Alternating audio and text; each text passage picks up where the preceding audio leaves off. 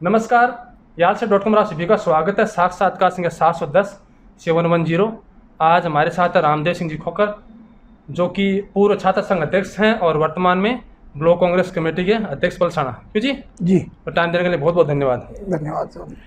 तो आगे बढ़ने से पहले नियमित सत्य बता दूँ, एक तो वीडियो यालसे.com संपत्ति रहेगा, इसमें जो कुछ आप जिम्मेदार होंगे उससे व्यवस्था पर हमारे लिखित में नहीं होगा।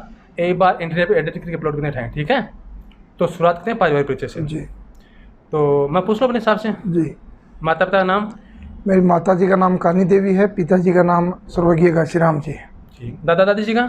मेरे दादाजी का नाम गणेश राम जी है और दादी जी का नाम उदी देवी है। उदी देवी जी ठीक है। और पीछे याद है पीढ़ियाँ? बिल्कुल बताएं। दादाजी परदादाजी? मेरे दादाजी का नाम गणेश राम जी थे। मेरे दादाजी 3 भाई थे, एक जो थे तेजाराम जी, क्योंकि हम दोनों को दादाजी मानते हैं कि मेरे दादाजी तेजाराम जी की संतान नहीं थी।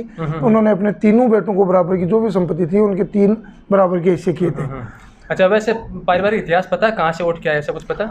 हम वैसे तो बताते हैं कि भाई जब देश आज़ाद था और जब देश के टुकड़े नहीं हुए थे तो हमारे यहाँ खोखरा पार के पास में झेलम नदी है, वहाँ खोखरों का इतिहास है, झेलम।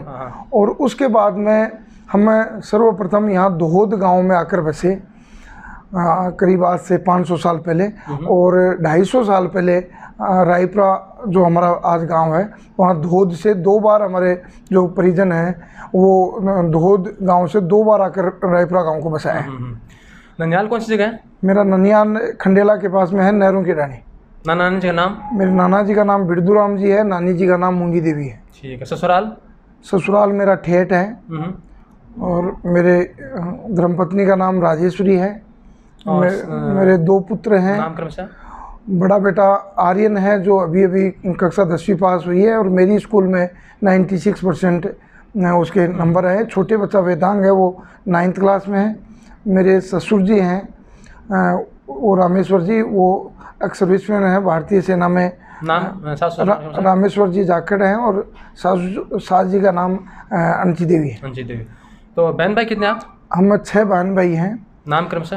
मेरे बड़े बड़े भाई रामेश्वर खोकर हैं जो अभी दौलतपुरा थाना है जयपुर ग्राम में, कमिश्नरेट में, वहाँ सब इंस्पेक्टर पर हैं। उनसे छोटे लक्ष्मण जी हैं, वो घर की खेती और अपने काम करते हैं। उनसे छोटी बहन है सुगना देवी। सुगना देवी से छोटा भाई है महावीर, जो घर की हमारी जो सामूहिक खेती है या जो घर के काम है वो देखते हैं। उनसे छोटी बहन है गीता देवी जी। उनके गीता देवी के मेरे जो जीजा जी हैं पूरण जी, वो पलसाना व्यापार उद्योग संघ जो है उसके अध्यक्ष हैं। और छोटा मैं हूँ रामदेव खोकर। ठीक है। तो शैक्षणिक पृष्ठभूमि पढ़ाई लिखाई? मेरा 12 जनवरी 1980 का डेट जन्म है और उसके बाद में मैंने कक्षा 10 राणोली से की। उस समय काफ़ी होनहार था और घर वालों ने अच्छी शिक्षा के लिए और मेरे को लक्ष्मणगढ़ SR स्कूल से मेरी कक्षा 11 पास हुई। और उसके बाद में उस टाइम पे इंस्पायर हुए घर वाले, रामस्वरूप नेहरा एक जो था उसके मेरिट आई थी, तो उस बात को लेके SR स्कूल में गया और वहाँ से मेरा राजनीतिक लगाव हो गया कि वहाँ SR स्कूल के अंदर जो मंदिर जो विद्यालय कमेटी है उसने वहाँ कोई ज़मीन थी वो बेचती थी, इसलिए वहाँ पे आंदोलन हुए और उस समय मैं SFI जो छात्र संगठन है उससे जुड़ गया। कौन से सन की बात आप? मैं 97 के अंदर SR स्कूल में प्रवेश लिया था, 97-8 में। हाँ, उस समय मैं भी मतलब कि मेरे सामने आया था। 6 साल लगातार मेरिट आई थी उसमें। जी जी जी जी, बिल्कुल बिल्कुल। तो प्रिय मित्र? मेरे प्रिय मित्र स्कूल जो है उसमें श्रवण सिंह शेखावत मेरे मिडिल में काफ़ी अच्छे दोस्त थे। और मेरे कक्षा 10 में डॉक्टर नटवर है, डॉक्टर मंगल यादव है, नंद किशोर है। उसके बाद में कॉलेज जीवन में जब मैं SR स्कूल में हुआ तो रामअवतार बिजानिया मेरा बुआजी का लड़का भी है, मेरा अच्छा मित्र भी है। नरेश भुक्कर जो एडवोकेट है वो मेरे थे। और उसके बाद में कॉलेज में तो कौन सा विषय लिया कॉलेज में? मैं साइंस बायोलॉजी का स्टूडेंट रहा हूँ और BSc की और फिर LLB में एडमिशन लिया मैंने। LLB कहाँ से की? LLB एक इनिशिएट घटना मेरे साथ ऐसी हो गई थी कि मैं छात्र संघ का अध्यक्ष रहा 2001 से 2002 के बीच में श्री कल्याण कॉलेज सीकर से। और 30 जून 2004 को कॉलेज के आपसी गुटों के कारण, हालांकि मेरा कोई हिंसा से कभी लगाव नहीं रहा, मैं प्रेसिडेंट काल में भी एक बार ज़रूर मेरे को जेल जाना पड़ा, और वो इसलिए था कि 13 अक्टूबर 2001 की बात है कि उस समय किसानों की समर्थन मूल्य को लेकर वामपंथी विचारधारा से मैं जुड़ा हुआ था, तो उनका एक चक्का जाम था और उसके अंदर मेरे को गिरफ्तार करके 22 दिन में उसमें जेल में रहा था। लेकिन उस घटना में मेरा कोई हिंसा में कोई इन्वॉल्यूशन नहीं था।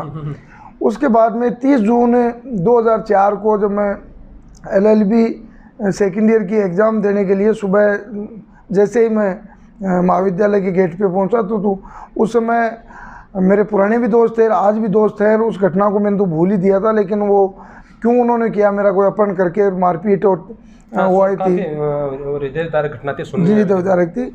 उसके बाद में मैंने जब वहाँ से निकल के और छात्र जीवन के बाद में मैंने एक विद्यालय शुरू जो ऑलरेडी संचालित था उसमें मैं सहभागी बना, और श्री प्रभुदयाल पोदार विद्यालय है रानोली के अंदर, जिसका मैं अध्यक्ष भी हूँ, और मेरी मिसेज जो है वो अंग्रेजी माध्यम जो हमारी स्कूल का 2 पार्ट है उनको संभालते हैं, और हिंदी माध्यम को मेरी धर्म की बहन है प्रीति शर्मा वो संभालती है। तो प्रिय गुरुजी, मेरे प्रिय गुरुजी राजेंद्र कुमार जी शर्मा हैं, जो मेरे रानोली स्कूल में विज्ञान के अध्यापक थे।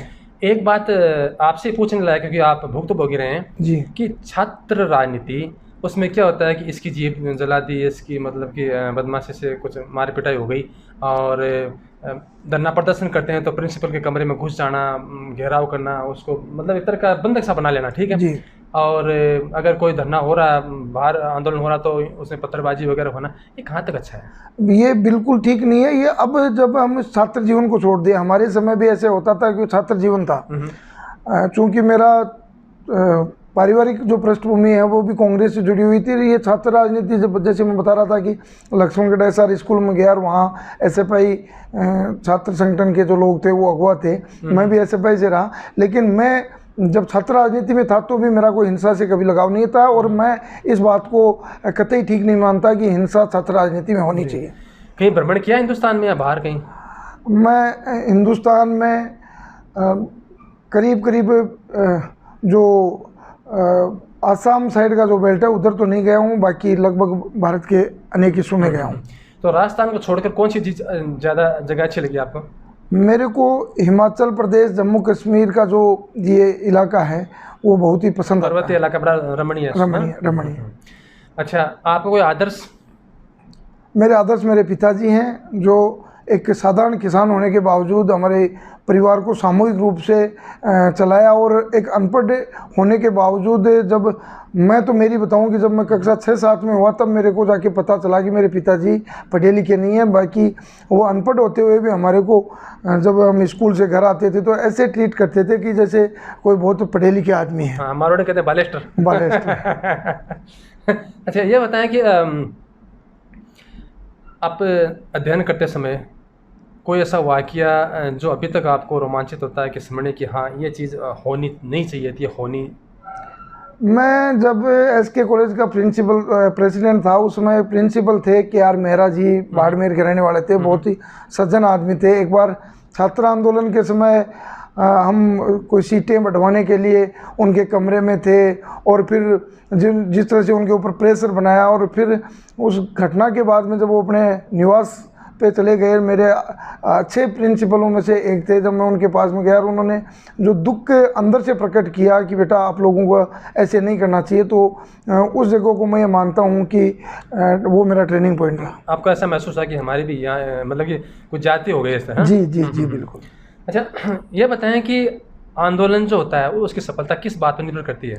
आंदोलन की सफलता आंदोलन करने वाले का जो उद्देश्य यदि सकारात्मक है तो निश्चित तौर से ऐसा कोई आंदोलन नहीं है कि उसको आदमी प्राप्त नहीं कर सकता। अभी भी जैसे वर्तमान में मैं मेरे पिछले 12 महीने की घटना ही बता दूं कि पिपराली के अंदर राज्यपाल महोदय एक गोचर भूमि में आ रहे थे, जो जिसमें यहाँ हमारे सीकर के सांसद हैं सुमेधानंद जी, तो वो शुरू में जब आए तो गायों की सेवा के लिए, आर्य समाज की विस्तार के लिए आए, लेकिन उन्होंने एक पार्टी का अघोषित उसको अपना कार्यालय बना लिया और उसमें राज्यपाल जी आ रहे थे। हमने, जैसे मेरे साथ आज कुलदीप जी हैं और पूर्व उप प्रधान ओम प्रकाश जी मूंड हैं, ताराचंद जी भूकर हैं, इन लोगों ने कहा कि यार आखिर ये यहाँ इस तरह की गतिविधियाँ करेंगे, तो हमने महामहिम राज्यपाल जी को ज्ञापन देख के कलेक्टर साहब के मार्फत, और हमने कहा कि साहब ये बहुत ही विवादित जगह है और ये राजनीतिक पृष्ठभूमि की, और आप जिस पद पे हो संवैधानिक पद है। फिर हमने जो कलेक्टर साहब के मार्फत संघर्ष, सोशल मीडिया के आप जैसे लोग इसको उठाए, तो रात को ही राज्यपाल जी के कार्यालय से नया आदेश निकल गया कि राज्यपाल महोदय विवादित जगह नहीं आएंगे। अच्छी बात है ना, अगर कोई शुभ संकल्प लेके शुरुआत करते हैं और उसका नतीजा अच्छा निकलता है तो बड़ा सराहनीय होता है। और अभी दूसरा, जैसे अब वर्तमान में चल रहा है कि इसी 8 तारीख को, क्योंकि मैं 2015 से लेकर 2020 तक वार्ड संख्या 15 से जिला परिषद का सदस्य रहा हूँ और अभी ब्लॉक कांग्रेस कमेटी का अध्यक्ष हूँ, और बाबा श्याम में मेरी काफ़ी ज़्यादा आस्था है, उन श्याम भक्त हूँ। और पिछले 6 महीने से जिस तरह से बाबा श्याम के भक्त बढ़ रहे थे, हमने भी कई बार प्रशासन को और मंदिर कमेटी को मैंने कहा कि आप इन व्यवस्थाओं में सुधार करें, तो प्रशासन ने तो हर शनिवार रविवार को एक्स्ट्रा पुलिस भी लगाई, एक्स्ट्रा लोग भी लगाए, मेले के समय जैसे करते हैं। लेकिन मंदिर कमेटी जो है, उन्होंने सिर्फ अपने आर्थिक खर्चे कम करने के लिए प्राइवेट बॉडी गार्ड को रखना, मंदिर जो परिसर है उसको पुलिस के हवाले नहीं करना, तो ये हुआ। और जैसा अंदेशा मैंने पूर्व में कई बार अधिकारियों को कहा, वैसे ही एक दुर्घटना 8 तारीख हो गई, और सिर्फ इसलिए हो गई कि जो मेले की टाइम पे पूरे देश से जो बाबा श्याम के भक्त आते हैं, अनेक रुपए पैसे वाले आदमी होते हैं, वो लाइनों में नहीं लगना चाहते और दर्शन करना चाहते हैं, और वो लोग उनसे पैसे लेकर और अपने घरों से वीआईपी के नाम से एंट्री कराते थे। इस बात को लेकर मुझे भी खेद था कि बाबा के द्वार पे कोई भी आए, वो गरीब अमीर सब बराबर होते हैं। और उस मामले को लेकर जब परिजनों को, तो वहाँ पे ऐसी घटनाएं, मेरा जहाँ तक राजेश जी मानना है कि हर 11 को 1-2 दुर्घटना होती है, लेकिन उसको वो लोग दबा देते हैं और ये कह के दबा देते हैं कि बाबा के द्वार में आए हो तो आपको तो मोक्ष मिलेगा। फिर कहते हैं सीधे डंडा मार दो। हाँ, मैं तो कई बार कहता हूँ कि मोक्ष मरने वाले को कभी नहीं मिलता है, यदि खुद का जो इसका जाता है उसको पता चलता है। एक लाइन अलग लगाता है, मोक्ष की लाइन इधर है। बिल्कुल बिल्कुल। नहीं, वो तो क्या कहने की बात है, लेकिन होता है ऐसा। मैंने खुद देखा, आपने वैष्णो देवी में देखा था मैंने, पुजारी लाइन में लगे हैं, उसको गुस्सा आ रहा है, उसने धक्का दे रहा है, टिक्का निकाला, उसने एक ने कहा धक्का क्यों देते हो, उसने फिर थाली तो रख दी और आदमी की मार। बिल्कुल ऐसा ही हमारे खाटू श्याम जी में होता है कि जो वीआईपी से आता है उसकी बाबा के बिल्कुल पास से होती है, और आम दर्शनार्थी हैं वो बाबा की जो मूर्ति है बाबा श्याम की, उससे करीब 15 से 20 फीट पीछे भक्त रहते हैं। तो ये बताएं कि वर्तमान जो राजनीति है जी हमारी, किस दिशा में जा रही है? वर्तमान राजनीति का स्तर सिर्फ और सिर्फ जाति धर्म के नाम पे और युवाओं को जो बरगलाया जा रहा है, जिससे झुंझुना पकड़ाना हुआ है। और ये इसलिए हुआ है कि यदि ये धर्म जाति की बातें नहीं करेंगे तो जो बेरोजगार है वो रोजगार मांगेगा, जो विद्यार्थी है वो शिक्षा मांगेगा, जो नौकरी मांगेगा। इन सब चीज़ों को भटकाने के लिए धर्म और जाति के आधार पर देश को बांटा जा रहा है, मेंटली डाइवर्ट कर देते हैं मानसिक रूप से। जी बिल्कुल जी। अच्छा, आपका गांव जो है, जो गांव है, उस गांव के बारे में बताएं कि आबादी कितनी है और पंचायत समिति कितने गांव में? मेरा ग्राम जो है मूल ग्राम रायपुरा है, और रायपुरा के चौधरी नारायण सिंह जी जब प्रदेश कांग्रेस के अध्यक्ष होते थे, उस समय रायपुरा के 3 राजस्व गांव बनाए थे। अब मेरा जो राजस्व गांव बिंदाईपुरी बनाया वो तो आता है ग्राम पंचायत लढाना में। अच्छा। और मूल गांव हमारा है रायपुरा। तो आपके गांव में किन किन चीज़ों का अभाव है, जैसे कि अस्पताल हुआ, पुस्तकालय हुआ, स्कूल हुई, कोई ऐसा है? सड़क मेरे गाँव और मेरी जो दोनों पंचायतें, चाहे वो लढाना हो चाहे रायपुरा हो, पूर्व में तो क्या कमियां रही हैं, लेकिन मैं जब से राजनीति में आया हूँ और चौधरी नारायण सिंह जी और वर्तमान विधायक वीरेंद्र सिंह जी के संपर्क में और ब्लॉक कांग्रेस कमेटी का अध्यक्ष हूँ, तो मैं मेरे गांव कि पुरानी जो ग्राम पंचायत लडाना है, चाहे वो उसमें रायपुरा विंध्याचलपुरी प्रगति नगर है, गांव होके भी ऐसे लगता है कि गांव की जो आंतरिक हैं करीब 40 किलोमीटर की सड़कें बन चुकी हैं या अब निर्माणाधीन हैं। मेरी ग्राम पंचायत पुरानी जो लडाना है उसके अंदर 40 किलोमीटर सड़कें हैं, 2 सीनियर सेकेंडरी स्कूल हैं, हॉस्पिटल हैं, पशुओं के हॉस्पिटल हैं, बिजली के 2 ग्रेड हैं। मेरे गांव में जो भी मूल अब जेजेएम का जो पानी है वो चाहे वो लडाना का बरसिंहपुरा हो चाहे प्रॉपर रायपुरा हो, मेरे छोटे छोटे गांव हैं उनके अंदर भी उप स्वास्थ्य केंद्र है। एक है जो वर्तमान में मुद्दा उठा रेवड़ी बांटना, मतलब कि छोटी छोटी स्कीमें जिनसे जैसे मुफ्त की होती है ना, चाहे बिजली की हो, चाहे कोई राशन की हो, चाहे कुछ और ऐसे, तो कहीं ना कहीं तो देखो उसका सकारात्मक प्रभाव भी होता है कि गरीब लोगों के हाथ आता है कुछ, कहीं उसका दुष्प्रभाव होता है कि वो चीज़ें काफ़ी चैनल से गुजरती है तो उसका वो भ्रष्टाचार का बोलबाला ज़्यादा रहता है। कहीं कहीं ऐसा होता है कि वो सिर्फ राजनीतिक रोटियाँ सेकने काम आते हैं कि अपने वोट साध लो, ठीक है, भले सरकार का घाटा हो वगैरह हो, तो भले टैक्स बढ़ाना पड़े। तो आपके नज़रिए से कितना उचित है कितना अनुचित? देखिए, मेरा जहाँ तक मानना है कि ये समाज में आज भी इतने वंचित वर्ग है कि इन सब चीज़ों की ज़रूरत है, लेकिन मेरा जहाँ तक मानना है कि जिन लोगों को ज़रूरत है उनका आर्थिक सर्वेक्षण करा के और उसके हिसाब से जिन लोगों को ज़रूरत है उनको आज भी सरकार को सुविधाएं उपलब्ध करानी चाहिए। और जो संपन्न लोग हैं, जैसे मैं मेरी खुद की बताऊं, भाई ठीक है, मैं मेरा काम चलता है तो नाम आज तक मैंने कोई सरकारी सुविधा के नाम पर, चाहे कोई पीएम के नाम पर चाहे 6,000 रुपये हों, चाहे स्टेट गवर्नमेंट के नाम पर, मैंने आज तक 1 रुपया या कोई राशन या कोई और, जबकि ऐसी कोई नहीं है कि भाई मेरे है नहीं, लेकिन मैं और मेरा परिवार कभी मुफ्त की चीज़ें ली नहीं है, लेकिन जिन लोगों को नहीं मिलती हैं उनको दिलाने का काम मैं करता हूँ। एसएफआई के छात्र संघ पद पर रहते हुए और जिला परिषद में मेंबर रहते हुए, मेंबर है ना? नहीं, बाद में जिला परिषद तो कांग्रेस माने 2015 में बने। नहीं, अच्छा अच्छा, छात्र अध्यक्ष रहे, जिला अध्यक्ष भी रहा हूँ उस टाइम। छात्र संघ के अध्यक्ष रहते हुए उल्लेखनीय कार्य? मैं 2001 में छात्र संघ का अध्यक्ष रहा। उस समय यहाँ बड़े हॉल की बहुत आवश्यकता थी। मैं छात्र संघ का अध्यक्ष रहा तो उस समय के तत्कालीन विधायक अमराराम जी थे, उन्होंने मेरे आग्रह पे उन्होंने भगत सिंह हॉल का निर्माण करवाया। वो था। साथ में मैं जब प्रेसिडेंट रहा उस समय से पहली बार राजस्थान विश्वविद्यालय, उस टाइम पे विश्वविद्यालय था, और हमारे संघर्ष के कारण 20% सीटें जो हैं वो एक्स्ट्रा बढ़ी उस समय, और इसलिए आम विद्यार्थी का प्रवेश हुआ, सुलभता हुई ना। जी। अच्छा, आप एसएफआई से जुड़े थे, ठीक है जी। बाद में भी कांग्रेस में, तो ये हृदय परिवर्तन? मैं, जैसे मैंने आपने बताया कि मैं एसआर स्कूल में था और वहाँ जुड़ा, यहाँ रहा। जब मैं एसएफआई में रहा तो मुझे कोई ज़्यादा इस चीज़ का नहीं हुआ कि भाई कहीं यहाँ है, लेकिन मैं जब गांव के अंदर गया राजनीति में, और फिर वहाँ पे एक ऐसा विषय था जिसमें अमराराम जी के और हमारे भी बीच में विचारों को लेकर बात हो गई। कोई एक जगह का मामला था, उसमें खंडेला का मामला था, वो मैंने चाह रहा था कि सुभाष नेहरा इसमें गलत तरीके से कब्जा किया, मेरे मामा जी का प्लॉट था और इसके ऊपर कार्रवाई करो। तो अमराराम जी ने कहा कि ये तो बहुत बड़ा नेता है, इसके 15-20 हज़ार वोट हैं, इसके खिलाफ नहीं कर सकते। तो फिर मैंने स्वेच्छा से कम्युनिस्ट पार्टी छोड़ की दी। उस समय मेरा क्षेत्र में रहता था, स्कूल का मामला था। चौधरी नारायण सिंह जी कांग्रेस के प्रदेश अध्यक्ष होते थे और दांतरामगढ़ के विधायक थे। तो मेरा एक बार स्कूल के सिलसिले में मेरा उनके गांव जाना हो गया। जब मैं उनसे मिला तो मुझे लगा कि चौधरी नारायण सिंह जी की जो ईमानदारी है उसके साथ यदि अपन भी जुड़ जाएं तो निश्चित तौर से अपन भी एक समाज में अपना अच्छा मैसेज दे सकते हैं। और फिर मैं नारायण सिंह जी के लगातार 2-4 महीने संपर्क में हुआ। 13 मार्च 2007 को नारायण सिंह जी का जन्मदिन था और दांतारामगढ़ के अंदर बहुत बड़ी सभा हुई थी। उसमें विधानसभा के पूर्व अध्यक्ष रहे और मारवाड़ क्या राजस्थान के कद्दावर नेता परशुराम जी मदेरणा भी उसमें आए थे। परशुराम जी मदेरणा ने मेरे को कांग्रेस ज्वाइन करवाई थी।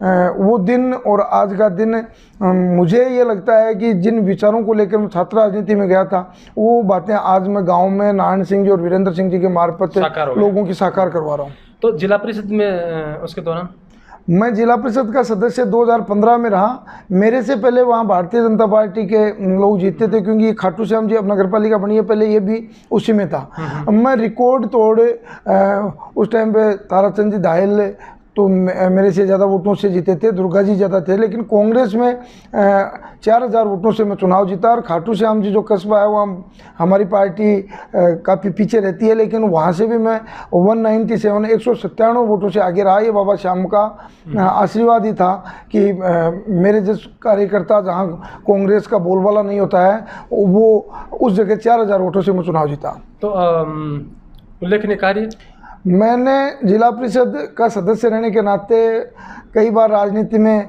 अलग तरीके के हो जाते हैं। पहली बार भारतीय जनता पार्टी का यहाँ दूसरी बार बना, तो इन लोगों ने विपक्ष के 11 लोग हम थे, 4 कम्युनिस्ट पार्टी के थे, एक निर्दलीय था। 16 लोगों की वार्ड में हमारे कहने से 1 रुपया भी इन्होंने नहीं दिया वार्ड में पैसा, लेकिन हमारे से नहीं है। और जब मैं उल्लेखनीय कार्यों की जो जिला परिषद के मार्फत अधिकारियों से काम करवाने की स्थिति हो, चाहे वो लोक परिवहन में जो एक्सीडेंट हुआ था फतेहपुर के पास में, उस मुद्दे को मैंने उठाया था, उनके खिलाफ गई थी।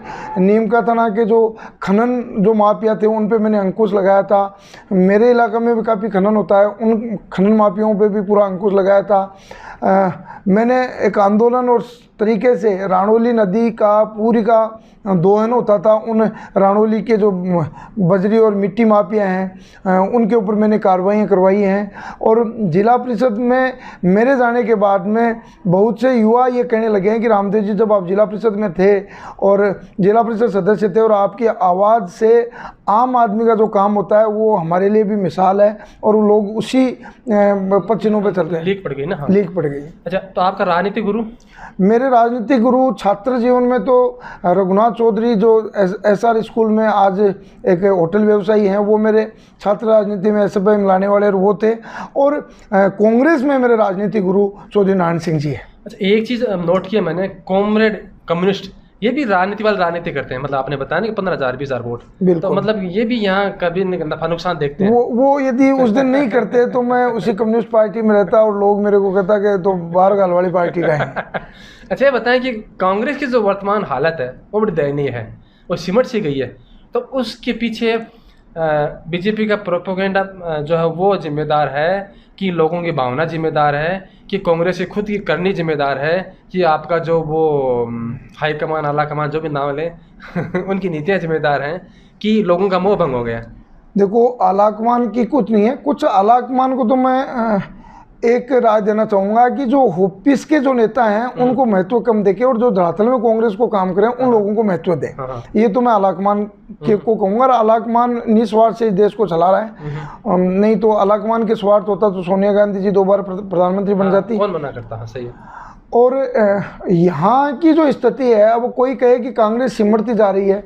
कर्नाटक में कांग्रेस सत्ता में आई, भारतीय जनता पार्टी ने वहाँ के MLAs और उनको तोड़ के प्रलोभन दे के ED का इनकम टैक्स का देख के वहाँ कांग्रेस को ख़त्म कर दिया।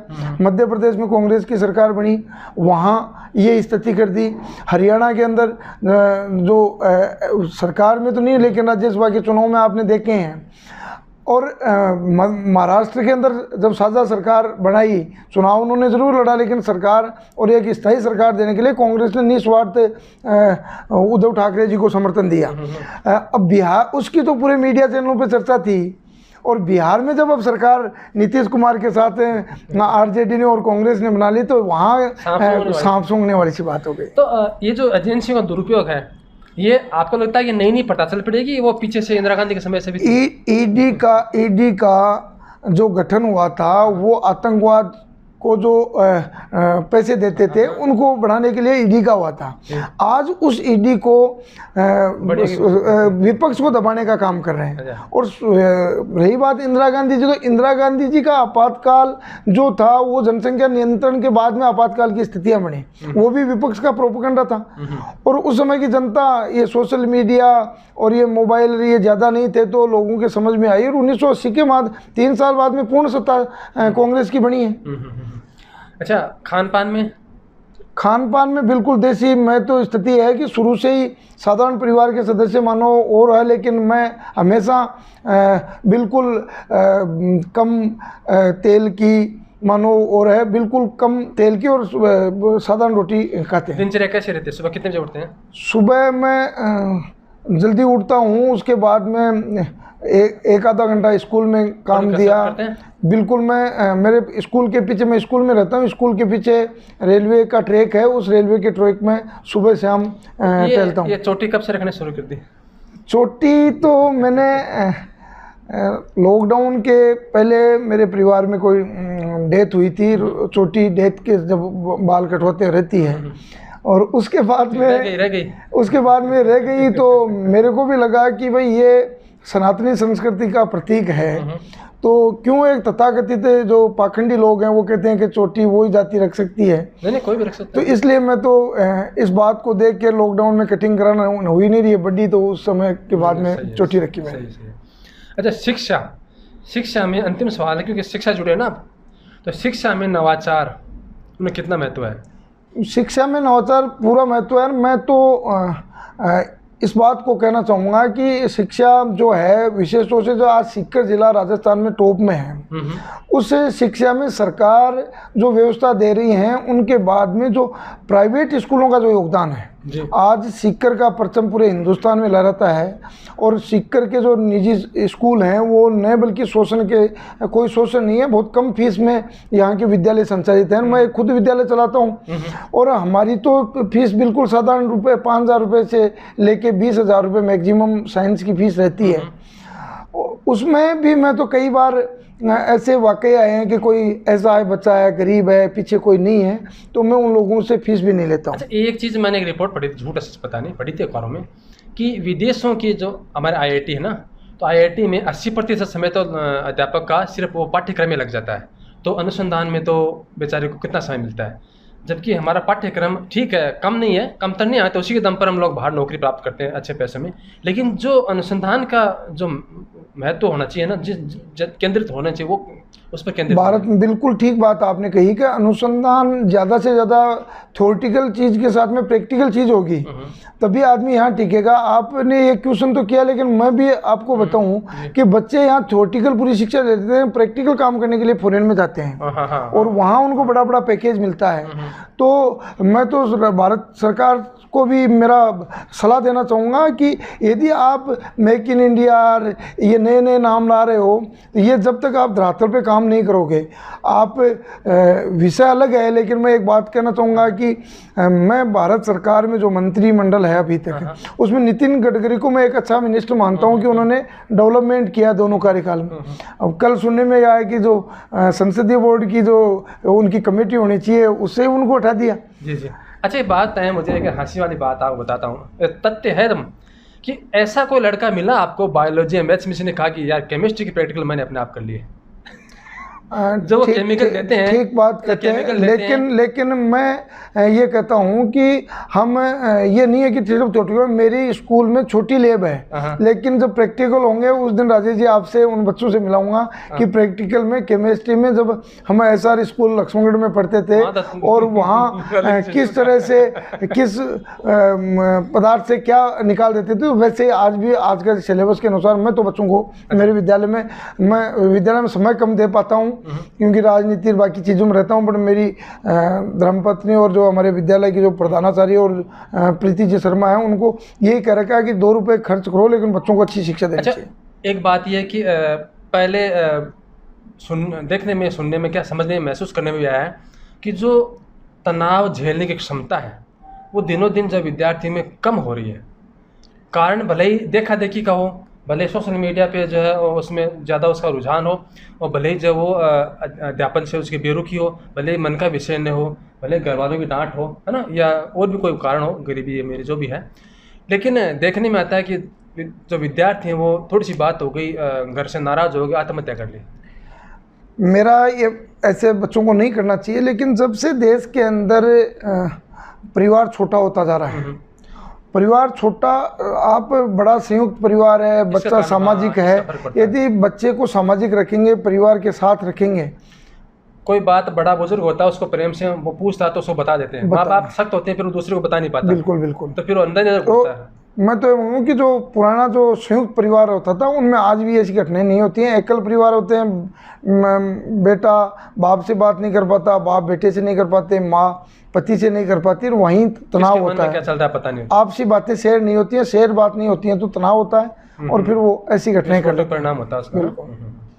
तो क्या होता है कि एक आदमी के मन में सपना होता है कि मैं ये बनना चाहता हूँ, ये इस संस्थान को, इस संकाय में, इस कला में, इस विभाग में या इस क्षेत्र में कुछ करना चाहता हूँ मैं, ठीक है। कई बार मन की हो जाती है, कई बार नहीं होती। तो आपके मन में कोई मलाल है?